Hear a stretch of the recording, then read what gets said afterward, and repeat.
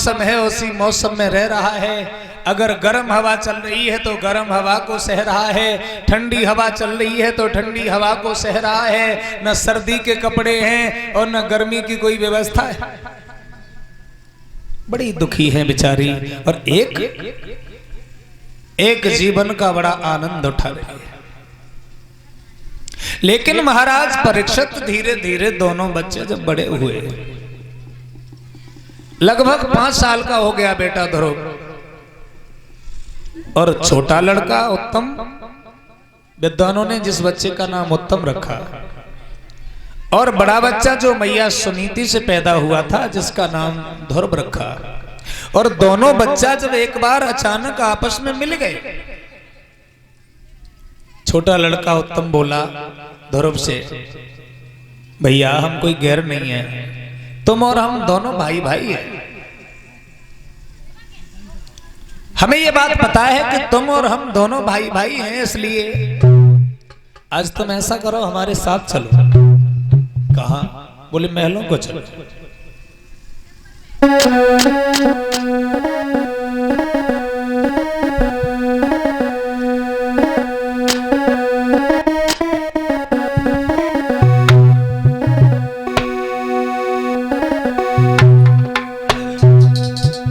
और भैया आज भैया को और महलन में लायो है।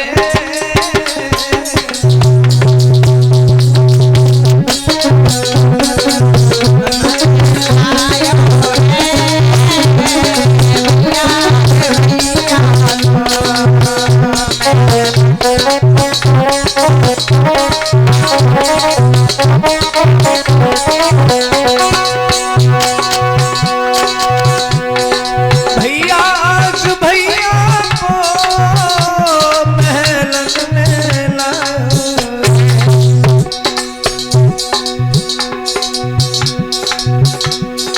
देखा जब राजा ने दिल अति हर्षायो है। भैया आज भैया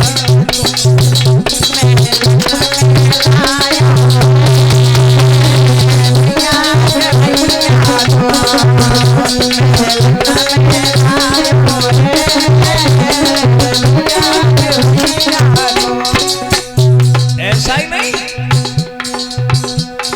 जैसे ही बेटा ध्रुव को छोटे भाई के साथ में देखा, दोनों बच्चों को एक साथ देखा तो महाराज उत्तानपाद का हृदय गदगद हो गया।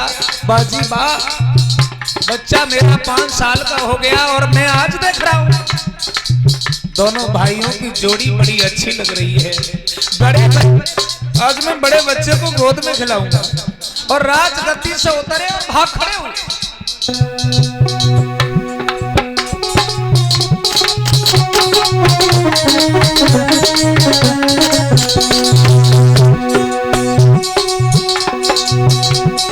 बेटा ध्रुव गोदी में राजा ने उठाया है।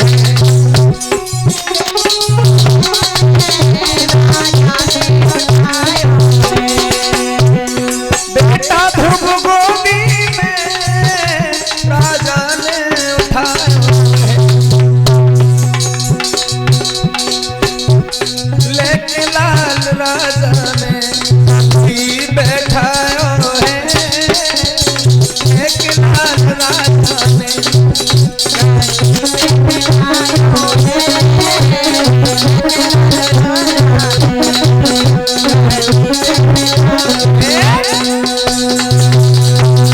महाराज उत्तानपाद ने बच्चा को गोद में उठाया और उठाने के बाद राज सिंहासन पे जाकर के बैठ गए।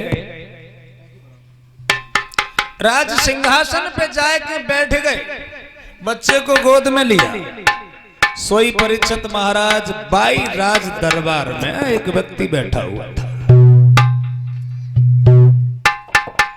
एक चुगला बैठा था। माफ करें, चुगला तो घर घर में ही होते हैं, गांव गांव में होते हैं, गली गली में होते हैं। एक चुगला उठा सो सीधा छोटी रानी के महलों में पहुंचा और बोला, महारानी जी गजब हो गया। बोले क्या हो गया? तुम्हारा अपमान हो गया, भरी सभा में तुम्हारा अपमान हो रहा है। तुम्हें कुछ नहीं मालूम? जब हमें घरे बैठे हैं फिर हमारा अपमान कैसे हो गया? तुम्हें नहीं मालूम? तुम्हारा अपमान हो रहा है, भरे समाज में हो रहा है, तुम्हें कुछ नहीं मालूम? सोई छोटी रानी बोली, बात तो कुछ है लेकिन समझ में नहीं आ रही है। क्या बात है? ने बात समझ के समझाओ। जगह जब बताओ, वो जंगल में जो रहती है बस तुम्हारा क्या संबंध है? राजा का क्या संबंध है? बोले कोई संबंध नहीं। अरे आज उसी के लड़के को महाराज गोद में खिला रहे हैं, अब तो समझ लो। तुम तो कहती थी कोई मतलब नहीं है, और हमें ये मालूम पड़ता है कि वो लड़का किसी और का नहीं है, वो राजा उत्तानपाद का ही है। और न मानो तो आज आंखों से देख लो, अगर उनका नहीं है तो वे गोदी में खिलाए क्यों रहे? और जैसे इतनी बात सुनी,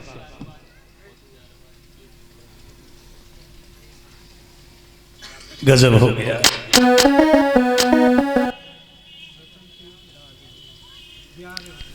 11 रुपया श्रीमान रतन सिंह जी आपकी दादी जी की तरफ से आए हैं, सुख शांति की कामना है।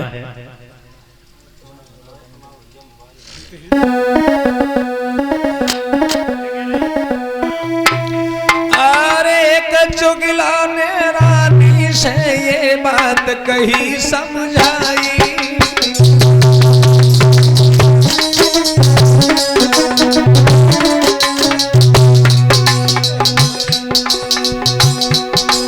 और एक चुगला ने रानी से ये बात कही समझाई। चुगला बोला, और रानी तेरो मुंह बने अपमान क्यों है भारी।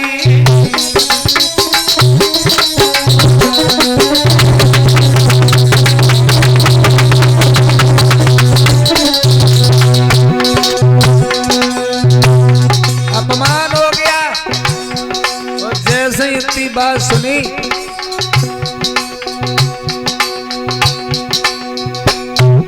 महाराज नारी अब मन में गई घिसियाई, और टंगे पे भली भाजी के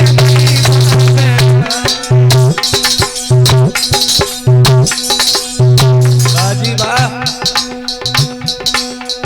चुगला चूकत है नहीं, गाए कहो चाहे रो,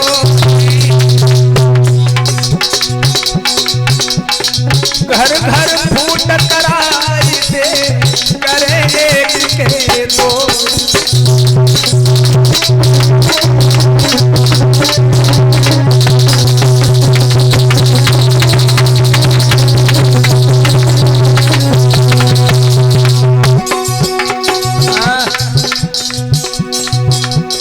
चुगल से दिल की बात कहो, पर चुगल कभू न चूके गो। अंधे से भैंसिया को तबैयो, पुतों की 11 पूते।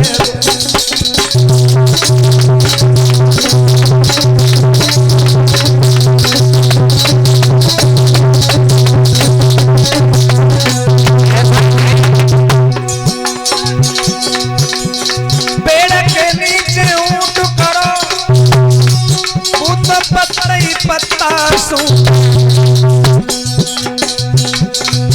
कुत्ता को कितनो समझियो, उतना उठाए।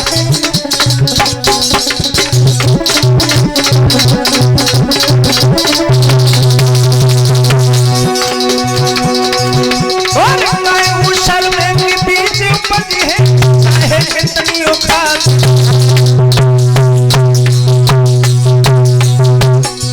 और ताल बिगाड़ी ते काई ने, किलन डारे हैं देश बिगाड़।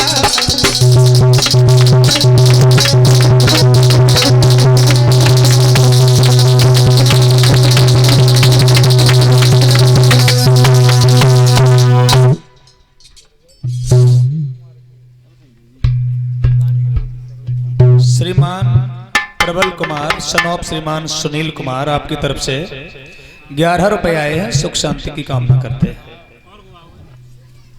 महाराज परीक्षित बच्चों गिला ने जैसे ही रानी को बताई सो रानी बहुत ठाड़ी गई। और वैसे महाराज परीक्षित आज से नहीं, हमारे देश में तो खैर जब से हमारा देश, आज से नहीं अब हम कब से बताएं, रामायण काल में भी बड़े बड़े चुगले रहे,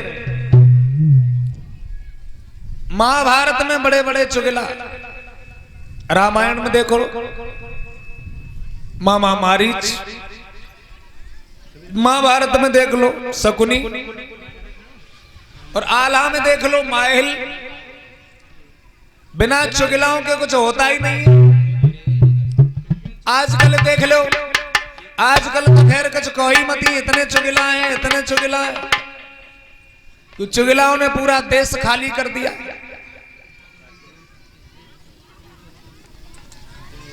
₹50 भिजवा रहे हैं भैया उमा शंकर ग्राम नंगला बन से, बहुत बहुत धन्यवाद है, सुख शांति की कामना है।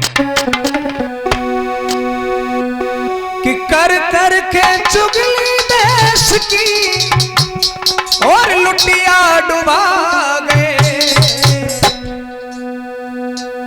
पावन पवित्र देश को चुगला ही खा गए, पावन पवित्र देश को चुगला ही खा गए।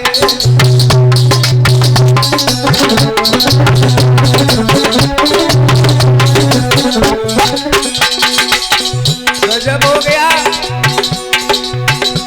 कर कर के चुगली देश की लुटिया डुबा गए, पावन पवित्र देश को चुगला ही खा गए, पावन पवित्र देश को चुगला ही खा गए।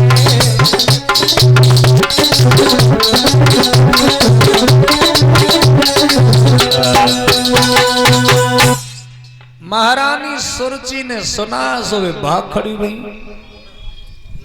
महाराज उत्तानपाद से बोली, क्यों, किसको गोद में लिए हो, ये कौन है तुम्हारा? बेटा है, और कौन है?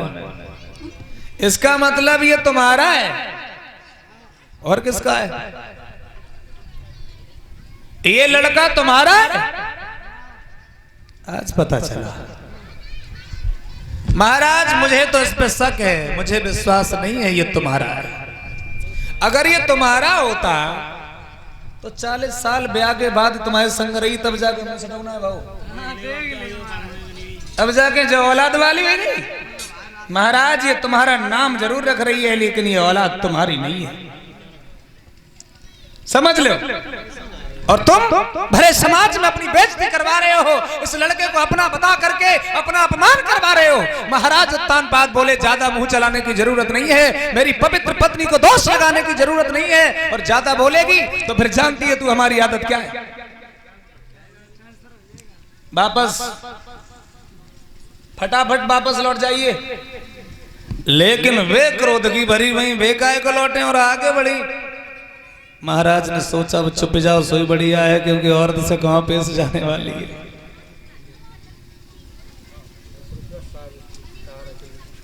₹10 बिटिया सावित्री, डॉक्टर ऑफ श्रीमान तारा चंद्र आपकी तरफ से आए हैं, सुख शांति की कामना है।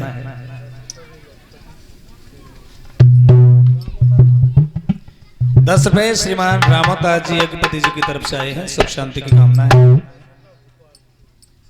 ₹10 श्रीमान भोपाल सिंह जी की तरफ से आए हैं, और ₹10 श्रीमान भोपाल सिंह जी की तरफ से हमारे भैया मोहरपाल जी के लिए आए हैं, बहुत बहुत धन्यवाद है। महाराज परीक्षित आगे बढ़ी और आगे बढ़कर के बेटा ध्रुव की कलाई पकड़ी और राजगद्दी के नीचे उतार लिया। ए लड़के, तेरी इतनी औकात, तेरी इतनी हिम्मत, तू राजगद्दी पे बैठ गया। अगर तुझे राजगद्दी पे बैठना था तो फिर तू मेरी कोख से क्यों पैदा नहीं हुआ? अगर तुझे इस गद्दी पे बैठना था तो तू मेरी कोख से जन्म लेता। एक बात कान खोल करके सुन ले, आज के बाद इस गद्दी की तरफ भी मैंने तुझे देख लिया तो इस घर में अब हम तेरा क्या करेंगे वो हम बता नहीं सकते, इसलिए तू अभी यहां से चला जा।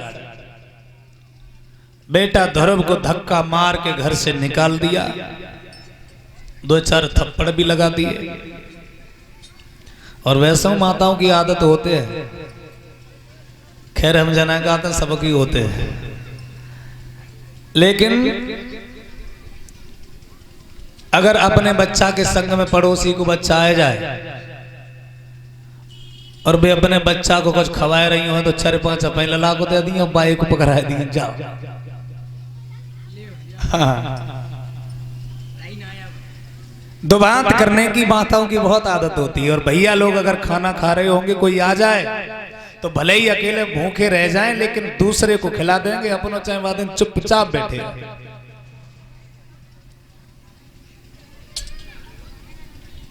हाँ, खैर हम ये नहीं कहते हैं सभी माताएं ऐसी होती हैं, लेकिन होती हैं कुछ। उन्हीं में से महारानी सुरची, उसने देखा ये बच्चा गद्दी पर बैठा है, अगर ये ऐसे ही आता रहेगा तो महाराज का लगाव बढ़ जाएगा और फिर दोबारा कुछ कह नहीं पाएंगे, इसलिए धक्का मार के उस लड़के को घर से निकाल दिया।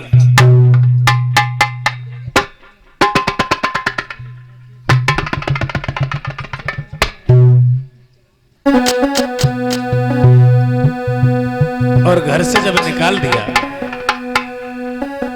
रोता हुआ बेटा ध्रुव अपनी मैया सुनीति के पास पहुंचा और मैया सुनीति ने आते हुए अपने लड़के को देखा है, रोते हुए बालक को देखा है।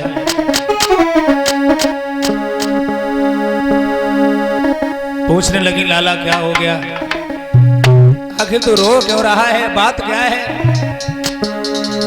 किसने मारा है मेरा दुलारा,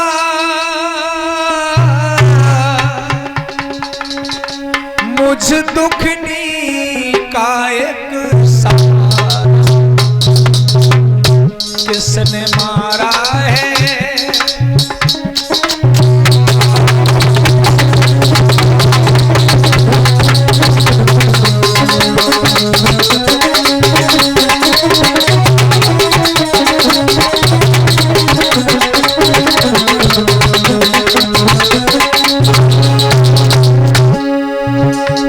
किसने मारा है मेरा दुलारा,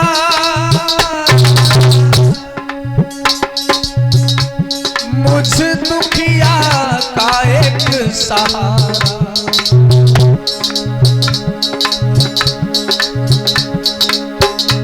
दीन कुटिया का राज दुलारा,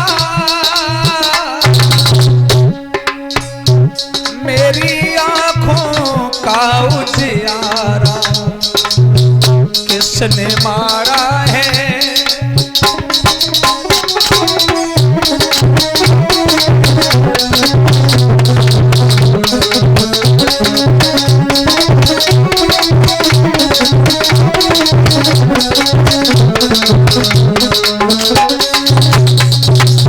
भैया बच्चे की दशा को देख करके रो रही है।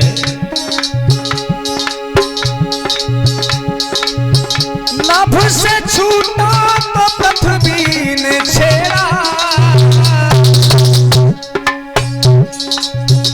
उनके गोविंद है सिर्फ मेरा, दीन कुटिया का राज दुलारा,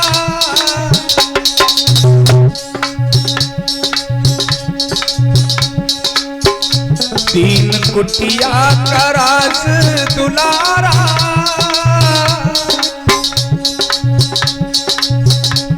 मेरी पूरी आंखों का तारा,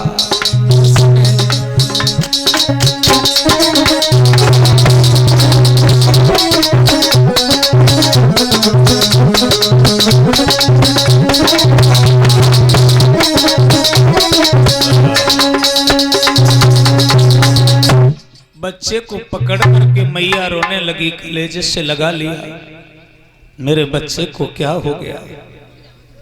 कहाँ गए थे तुम? बच्चे ने जवाब दिया, मैया कहीं नहीं गया था, छोटे भाई के साथ महलों में गया था। और महलों की बात कही तो मैया कहने लगी फिर क्या हुआ? जवाब दिया, मैया पिताजी ने हमको गोद में ले लिया और मौसी भागती हुई आई, उन्होंने मार करके हमें घर से निकाल दिया। बेटा ध्रुव बोले,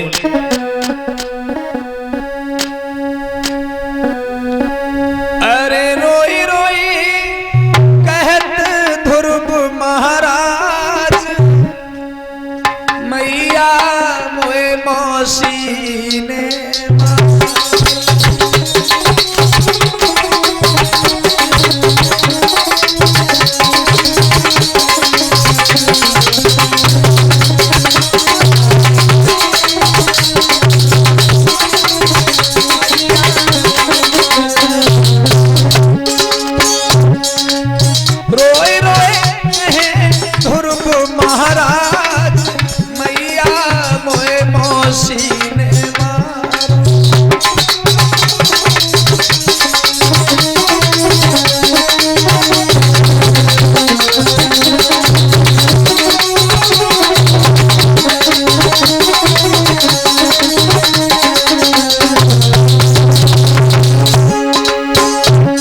ध्रुव कह रहे हैं, मां मोहे पिता गोद बैठारो, मौसी ने धकेला मारो, मोहे पिता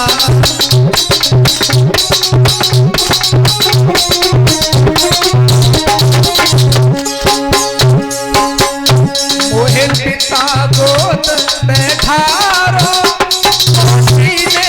धकेला मारो, मोहे पिता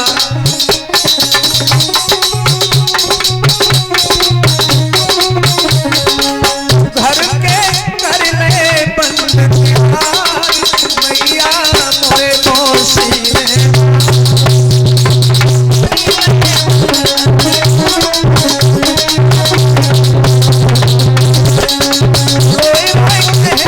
ध्रुव महाराज, मैया